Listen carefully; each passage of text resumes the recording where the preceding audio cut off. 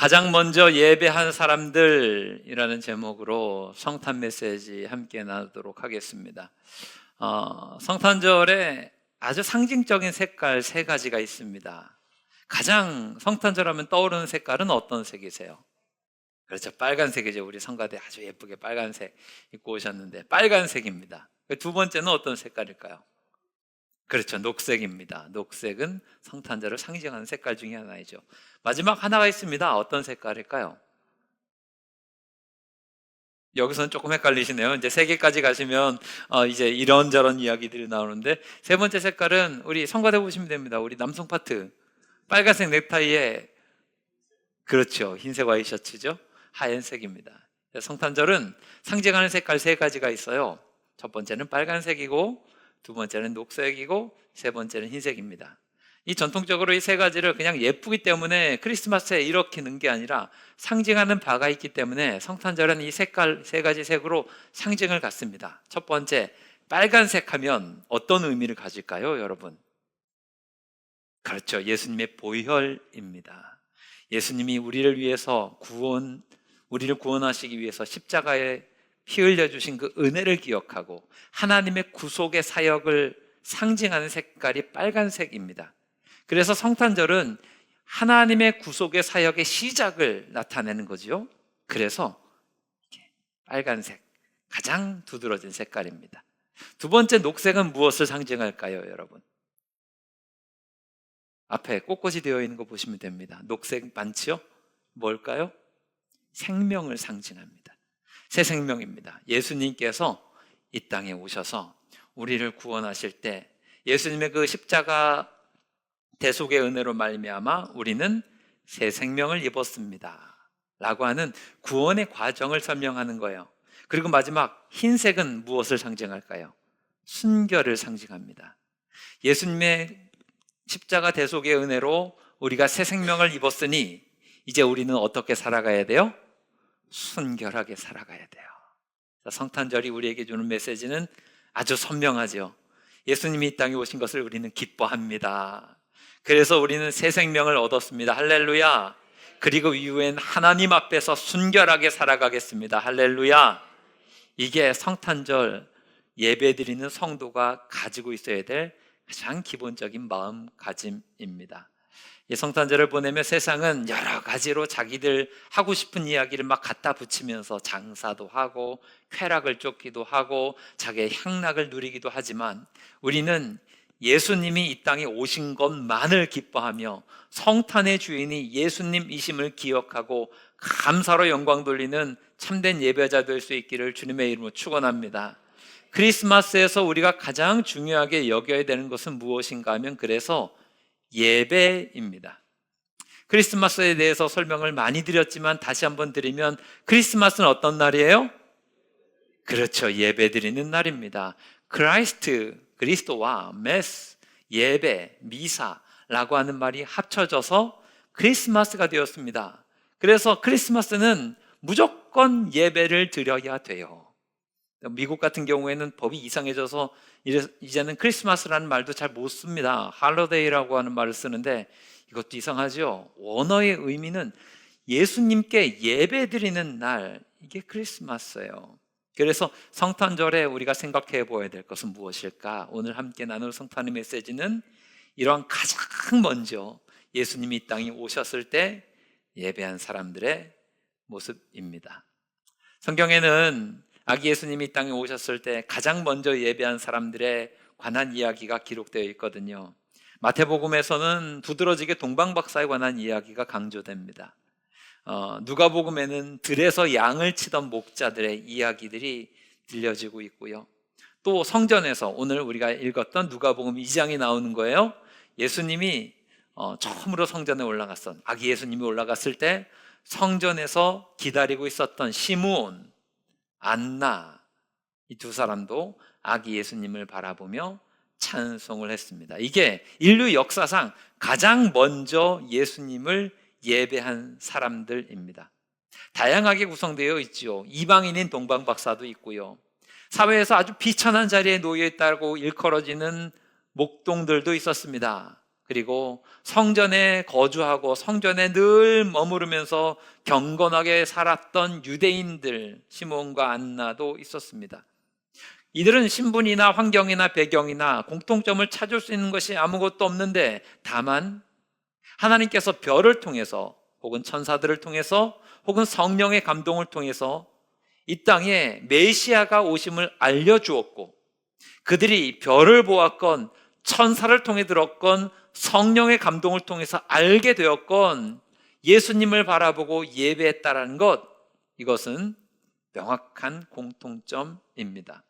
오늘 성탄의 예배를 드리며 저는 여러분들이 이 가장 먼저 예수님을 예배한 사람들의 본을 따를 수 있기를 주님의 이름으로 축원합니다. 두 가지 생각하며 함께 은혜를 나눌 거예요. 첫 번째는 이 가장 먼저 예배한 사람들로부터 우리가 무엇을 배워야 할 것인가? 이들의 예배에는 어떠한 이기심도 없었다라고 하는 것입니다. 이 마음을 우리가 예배 드리며 좀 배울 수 있었으면 좋겠습니다. 동방박사도 그랬고요, 목자들도 그랬고요, 시몬과 안나도 그랬고, 그들이 예배하는 가운데 나의 이기심을, 나의 욕망을 채우려고 하는 동기가 전혀 없습니다. 심지어 동방박사 케이스를 보게 되면 아기 예수님을 경배함으로써 물질적인 보상을 받았느냐? 아닙니다. 오히려 큰 손해를 입으면 입었지 물질적인 보상을 받지 않았습니다. 오히려 예수님을 경배하러 왔을 때 값비싼 보물을, 황금과 유향과 몰약을 아낌없이 드렸습니다. 그것뿐이겠습니까? 동방박사가 예수님 경배하러 오기까지 얼마나 많은 고생과 수고와 시간과 물질들이 들어갔습니까? 그렇게 막대한 경비가 들어가고 시간이 들어가고 수많은 고난과 어려움들이 있었음에도 불구하고 이 동방박사들은 그것을 마다하지 않고 아까워하지 않고 아기 예수님을 경배하러 왔습니다. 그 손해를 후회하지 않았고요, 오히려 예수님을 만난 것 그 자체만으로, 경배한 것 그 자체만으로 그들은 순수한 기쁨으로 하나 예수님을 예배했습니다. 시몬과 안나도 마찬가지지요. 그들은 평생을 바쳐서 메시아를 기다려왔던 사람들입니다. 특별히 안나는 과부가 되고 나서 84세가 되도록 성전을 떠나지 않았습니다. 그리고 평생을 성전에 거주하며 메시아를 기다려왔던 시몬과 안나는 예수님을 본 순간 자기의 삶의 목적이 달성되었음을 깨달아 알게 되었습니다. 시몬과 안나는 자기의 평생을 다 바쳐서 아기 예수님을 기다렸고 아기 예수님을 만났고 경배하는 그 자체만으로도 기뻐했고 감사했습니다. 생각해 보십시오. 이들의 예배에는 이기적인 목적이 들어있었습니까? 없었습니다. 목동들이 천사의 이야기를 듣고 예수님을 경배하러 왔습니다. 그 안에는 어떠한 이기적인 목적이 있었습니까? 야, 찾아가면 내 인생에 큰 일확천금이 생기겠구나. 내가 저 아기 예수를 만나는 순간 내 인생에 어마어마한 행운이 생기겠구나. 마치 예전에 우리나라 사람들이 제주도에 가서 하루방에 뭘 만졌어요? 코를 만지면서 뭘 바랬습니까? 알지도 못하면서 딸이 더 좋은데. 그렇죠? 아들도 좋습니다. 어떻게든지 아들 낳아보려고 코를 만졌어요. 왜 그놈의 코를 만지면 그 아들이 낳는다고 생각을 했는지, 그런 기대감조차도 그들에겐 없었습니다. 어떠한 보상도 없었지만 그저 예수님을 예배하는 그 자체가 그들에게는 너무나 큰 기쁨이었고 감동이었습니다. 반면 오늘 주님 앞에 서는 예배의 자리에 찾아오는 우리의 마음을 좀 돌아보았으면 좋겠습니다. 우리는 주님 앞에 기도할 때 혹은 예배 드릴 때 수많은 욕망 가운데 오염되어 있는 모습으로 나오는 것은 아닙니까? 하나님, 우리의 소원을 좀 들어주십시오. 하나님, 내가 이렇게 바라고 있는 건데 좀 들어주셔야 되지 않겠습니까?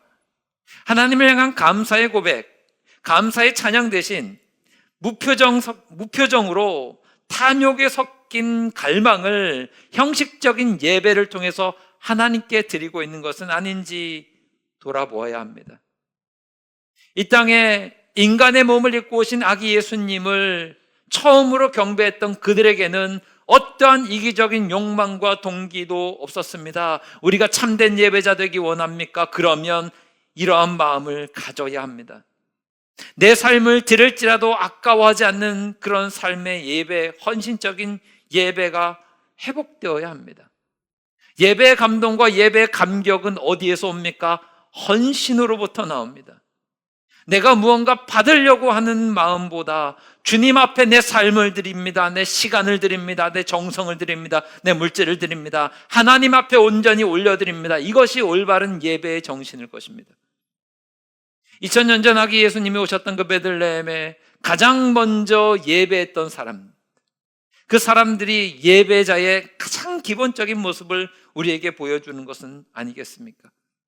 이런 헌신의 마음이 있을 때 그 예배는 눈물이 있는 거예요. 삶을 드리겠다라고 하는 고백이 있을 때 그 예배는 감동이 있는 거예요. 주님께서 하시는 말씀에 내가 순종하겠습니다 라고 하는 결단이 있을 때 하나님의 말씀이 내 마음 가운데 깊이 박힐 수 있는 거예요. 여러분, 예배 드리는 날 이 성탄절에 여러분의 예배 드리는 태도를 돌아보아서 하나님이 기뻐하시고 받으실 만한 아름다운 예배로서 영광 돌리는 복된 모습이 있기를 주님의 이름으로 축원합니다. 두 번째로 가장 먼저 예배한 이 사람들로부터 우리가 배워야 될 예배의 태도는 무엇인가 하면 그들에게는 소망의 믿음이 있었다라고 하는 것입니다. 저는 여러분들이 욕망이 아니라 주님을 바라보는 소망의 믿음이 있게 되기를 바랍니다. 이게 중요합니다. 지금 동방박사들이나 혹은 양을 치던 목자들이나 오늘 누가복음 2장에 나오는 시몬과 안나나 마찬가지로 똑같이 보게 되는 것이 있는데 그게 누군가 하면 아기 예수님입니다. 시몬은 아기 예수님을 바라보면서 주의 구원을 보았다라고 노래를 합니다. 안나는 예수님을 보자마자 사람들에게 이 아기가 예루살렘의 속량자다라고 하는 선포를 합니다. 목자들은 구유에 누워있는 아기 예수님을 보면서 전능하신 주님을 보았다라고 하면서 경배합니다.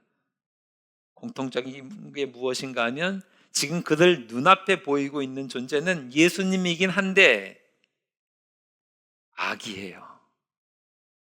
예수님이긴 한데 아주 갓난아기예요.